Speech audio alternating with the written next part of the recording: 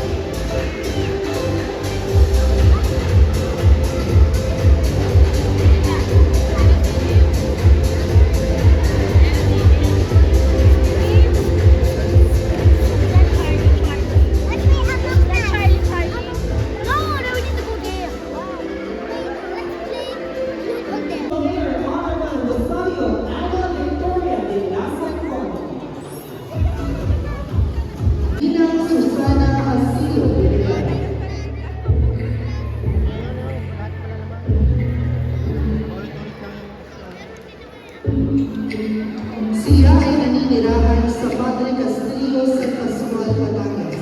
Siya ay isang mapagmahal na ina ng 8 anak at kasalukuyang nagtatrabaho bilang housekeeper.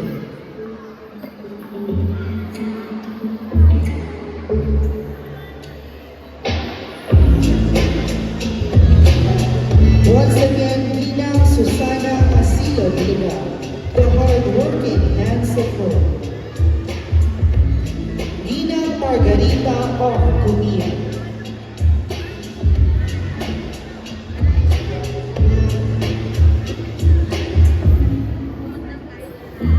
Limangput-siyam na taong gulang, naninirahan sa Padre Castillo, San Pascual ng 5 anak, at buong puso inilaan ang kanyang oras at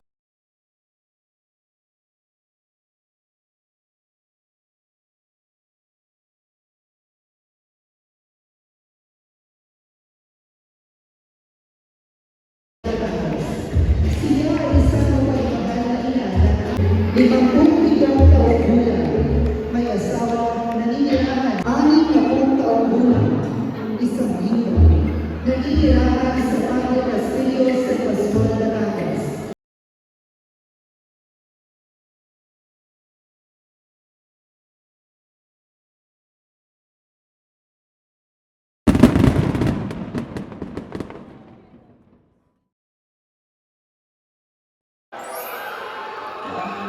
Ating pong palakpakan ng ating mga nadadanging ina. Ang ating puginang photogenic ay i-review ni our counselor Joan Dimaapi. Our ginang photogenic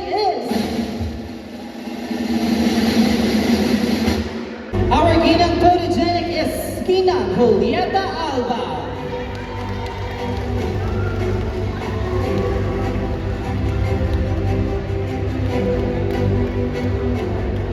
Our ginang photogenic awardee will receive a portrait, stash, and cash.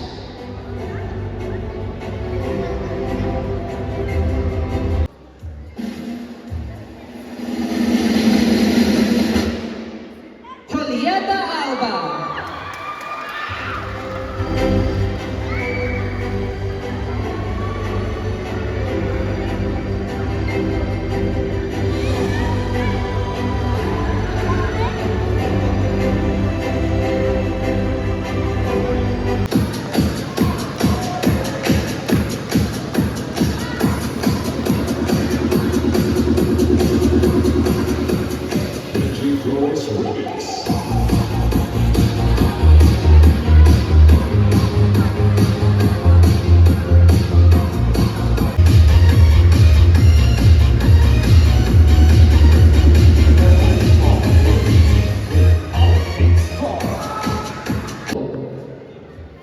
Iginagawad ang parangal na ito sa isang inang nagpapakita ng di matitinag na katatagan at lakas ng loob sa harap ng mga pagsubok ng buhay. Siya ay patuloy na lumalaban at nagsisilbing haligi ng kanyang pamilya sa kabila ng lahat. And the first Gawad Parangal goes to Ginang Mercedita Evangelista.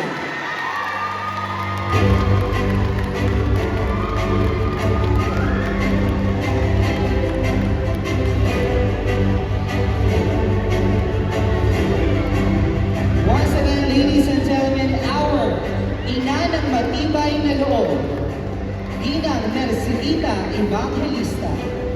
Iginagawad ang parangal na ito sa isang inang kilala sa kanyang bukas palad na pagtulong at malasakit sa kapwa. Ang kanyang kabutihan ay nagiging inspirasyon sa kanyang pamilya at komunidad. The first Gawad Parangal goes to Ginang Marita Ocampo.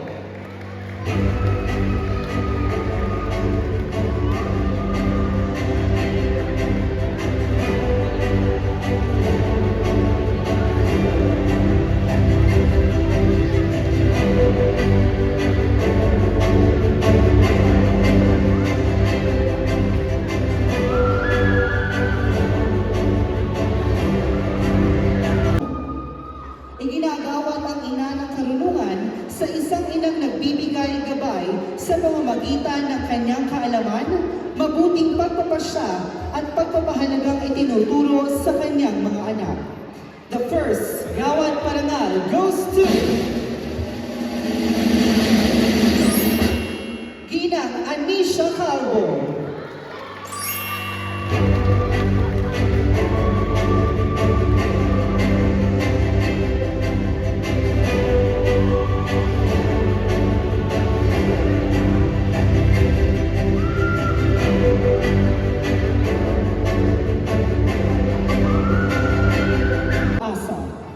Iginagawad ang parangal na ito sa isang inang nagbibigay liwanag at pag-asa sa gitna ng mga hamon ng buhay. Siya ay simbolo ng positibong pananaw at tibay ng damdamin. The first Gawad Parangal goes to Ginang Teodosia Mauhay.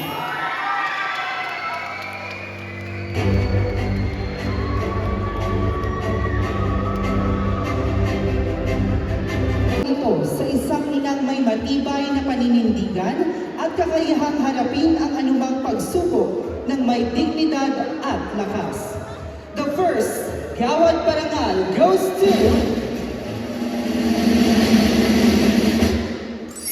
Ginang Anacita Ramos.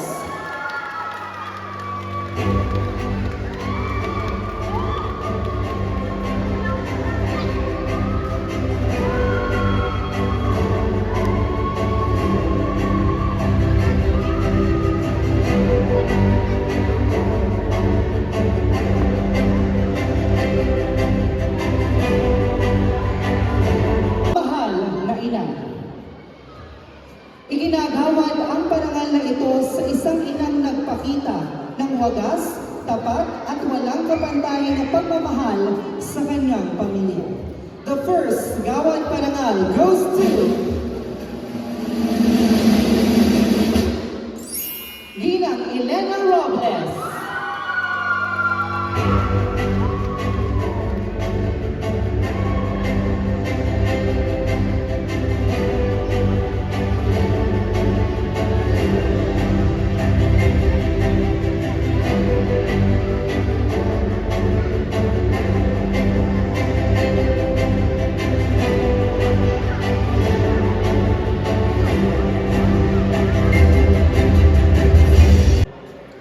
Iginagawad ang parangal na ito sa isang inang nagsisilbing huwaran ng kabutihang asal, dedikasyon at integridad sa kanyang pamilya at sa ating komunidad. The first Gawad Parangal goes to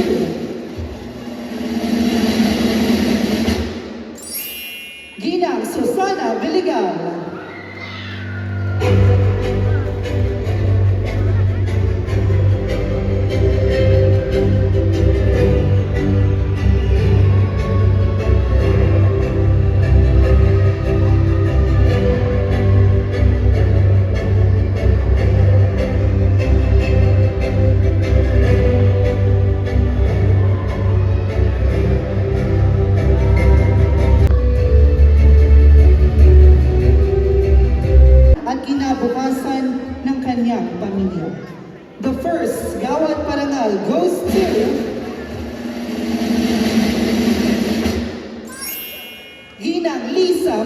nanalo.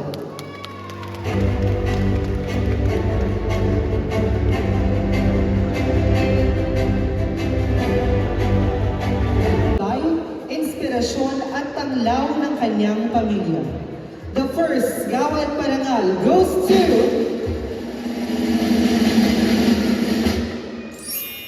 Ginang Julieta Alba.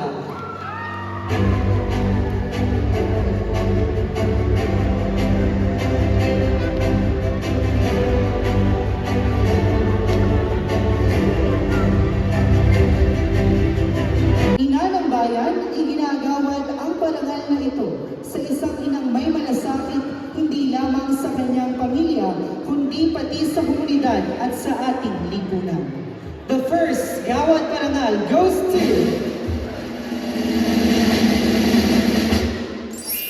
Ginang Jocelyn Sipilio.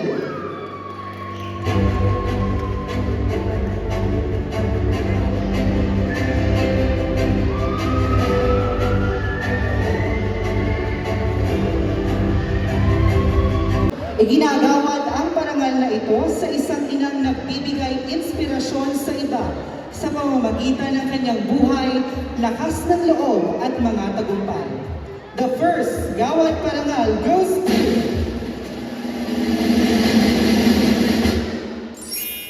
Ginang Jonalyn De Leon.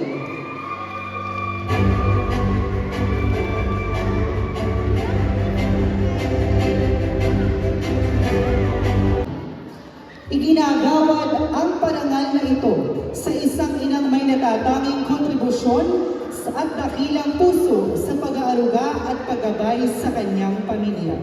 The first Gawad Parangal goes to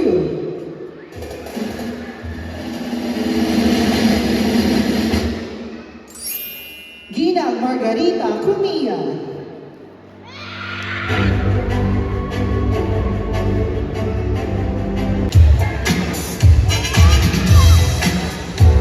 Talent in music.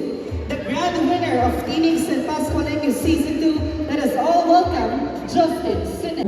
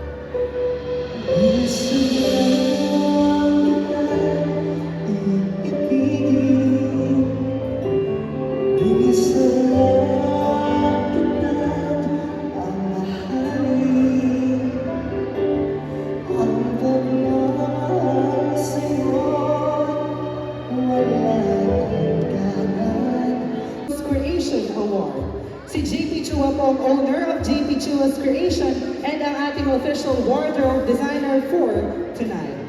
The JP Chua's Creation Award will be presented by SK Chairman Mark Romel Cumia. And the JP Chua's Creation Award will receive a 5,000 pesos worth of rental services at JP Chua Creation. And the JP Chua Creation goes to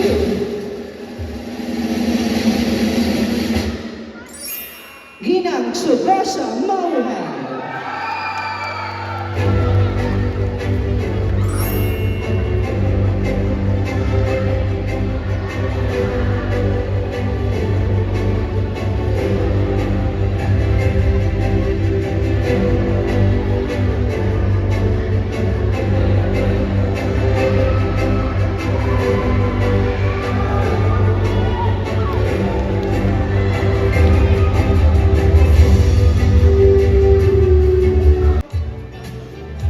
This award is the Special Excellence in Family Support. The recipient will receive a sash and cash. And the Excellence in Family Support goes to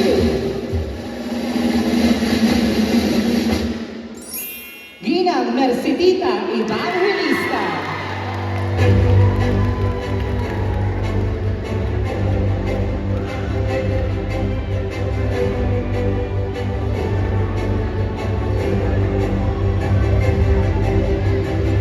For the Padre Castillo First Gawad Parangal sa Natatanging Ina 2026. This is the time when we honor and recognize the most outstanding mother who has exemplified exceptional love, strength, and sacrifice, dedication to honor her family and community. Among of all our remarkable awardees, one stands out as a true embodiment of a mother's timeless, selfless, and endless love. Ladies and gentlemen, without further ado, we will now proceed to the final awarding of the Natatanging Ina 2026. But before that, we're calling the attention of Honorable Engineer Jesse Husi, our Barangay Captain Honorable Gerardo Husi, our Municipal Councilor.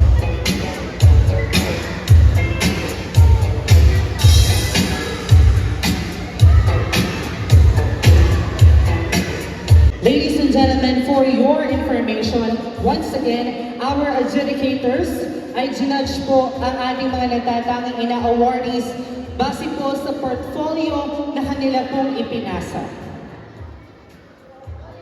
And ladies and gentlemen, the first ever Gawad Parangal sa Natatanging Ina 2026 awardee goes to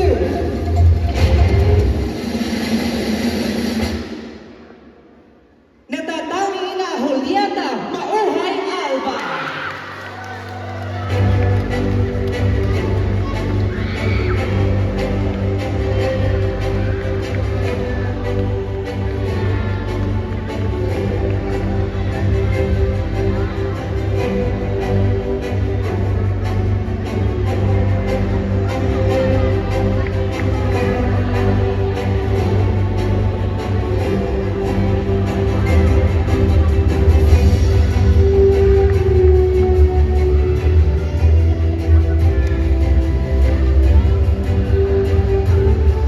Ladies and gentlemen, habang ina-awardan po ang ating Natatanging Ina, hayaan niyo po akong basahin ang kanya po. Salamat at sa lahat po ng mga nanood at sa lahat po rin ng mga kasamahan ko na Natatanging Ina. Maraming pong salamat. Yun lang po.